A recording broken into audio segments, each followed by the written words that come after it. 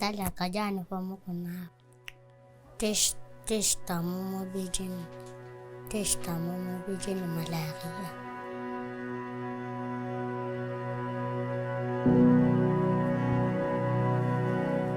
When you were born, your family lived far away from the health clinic. Your mom went into labor at your home, and she tried to make it into town, but had to stop along the way. She gave birth to you on the side of the road, and then carried you the rest of the way to the clinic, where they cut the umbilical cord. Your mom is a strong woman. She's the reason you're alive. Today, you go to the clinic because you've been having headaches and stomach aches. The clinic is called Lusa, Lua, and Zombie, which means God's mercy. They weigh you and take your temperature.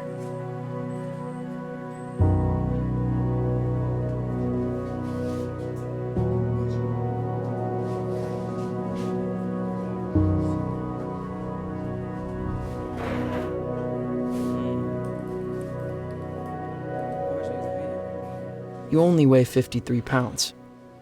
The doctors tell your mom you're malnourished. A boy your age should weigh around 72 pounds.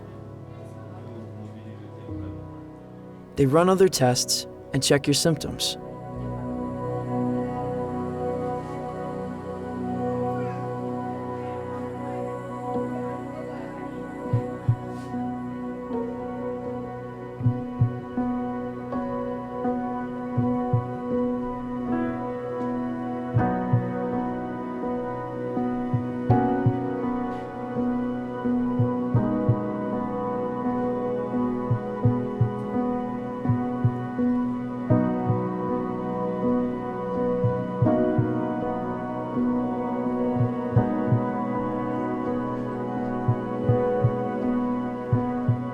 The doctor says you have malaria and worms. You hope you can afford medication soon to treat it. Malaria is spread through mosquito bites, and your family hasn't been able to afford a mosquito net for your bed to protect you while you're asleep. Hopefully, in your new house, the one you want to build, you'll have mosquito nets in all the bedrooms, so none of your family gets sick.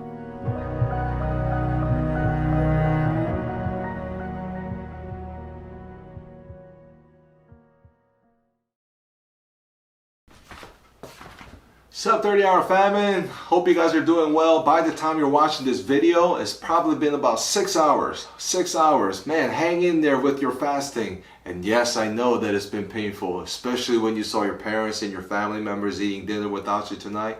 I know it's painful, but hang in there. You're doing an amazing job. I wanted to make this video first from my home, just to make it a little bit more intimate, right? And just to let you know that I am with you and that I am fasting with you from wherever I am here at my house, right? But I also wanted to share something with you. You know, this is my 6th year doing 30-hour famine, and especially when I see people on Friday morning, usually we get to see each other on Friday morning, people, especially that are doing fasting, they're like shaking me. They're like, Mr. Kim, I'm so hungry, right? And I totally get it, and I'm like, guys, hang in there, remember the reason why we're fasting. But I have to say, some of the students look at me for the first time, they're like, hold on, why are we fasting? Now that I think about it, we're raising awareness, watching videos, that's all great, but why are we fasting? So as we go asleep hungry tonight, I wanted to simply quickly share with you 3 reasons why we fast. The first reason is to grow empathy. We talked about this, to grow empathy. Now you know what hunger feels like, so hopefully next time when you see someone who's hungry, that's going to motivate you to do something about that. And number 2, to give people to people in need. It's very simple, to give people in need. If you don't eat, that's your lunch money and that's your dinner, that's your breakfast money that could go somewhere else.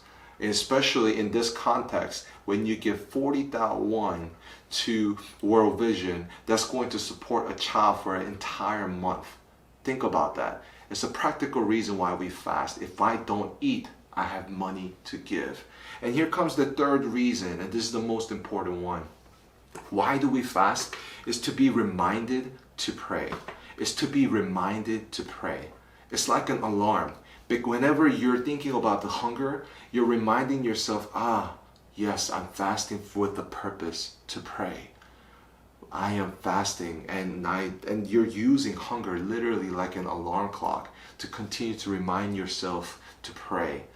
Then the question is, why did people throughout the history use fasting to pray? What's so good about prayer, right? Well, the thing about prayer is that a lot of people have a very limited understanding of what prayer is, which is you ask God, the sovereign being, to for something that you want, and God gives. Sure, that is one of the reasons why we pray. But prayer is so much more than that. And prayer is an opportunity for us to tap into the heart of God. Remember that. Prayer is an opportunity for us to tap into the heart of God. It's fascinating how this works, is that when you say, "Dear God," and you pray to God, that you're able to understand what God feels and what God's heart has in mind for us and for the world. So let me give you an example. There is this one gentleman, when he was young, he prayed this prayer. He says, "Let my heart be broken by the things that breaks the heart of God." Let me repeat that again because it's short. Let my heart be broken by the things that breaks the heart of God. And that was his simple prayer. But you know, this gentleman later grows up, and then you know what he becomes? He later becomes Bob Pierce. That's his name. The founder of the World Vision. Isn't that crazy?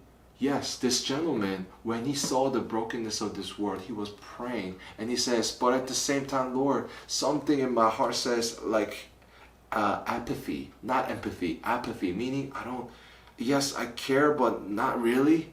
So he was praying like, God, can you give me a heart that whatever that breaks your heart, can you give that to me?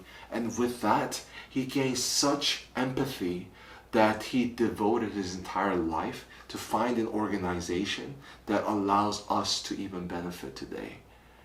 That's how prayer and powerful prayer is. So today, this is my challenge to you before you go to sleep tonight. I want you to grab Shiva paper. You don't have to write your name. Keep it anonymous. But go ahead and write down what would be your prayer. If you were to start something that says, "Dear God," what would you like to pray to God? It could be about you. It could definitely be about a prayer for Grass.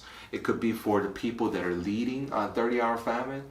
Whatever the prayers may be, what would you like to get out of through 30-hour famine? Go ahead and write those things down. Maybe you're not a prayer person. No problem. What I'm encouraging you to do is something different but the same. I'm going to ask you to go ahead and start a sentence that says, "I hope." Meaning, what do you would like to get out of through this opportunity of 30-hour famine as you're fasting? Write down, these are the things that I hope to gain through this experience. And what I want you to do when you're done, I want you to go ahead and take a picture of it. And then go ahead and share it at bit.ly/prayerforgrass. That's bit.ly/prayerforgrass. You will have a link later that's going to show after this. But in that form, go ahead and submit your picture there of your prayer. And what we're going to do is we're going to pray with you, and we're going to also post it at SFS Christian Ministry so that people can pray, join us, the community can join us in praying. If you want to see my prayer, by the way, I'm going to post that in Christian Ministries Instagram, so feel free to check it out. Hang in there, and I hope you guys have a wonderful evening. Happy hunger.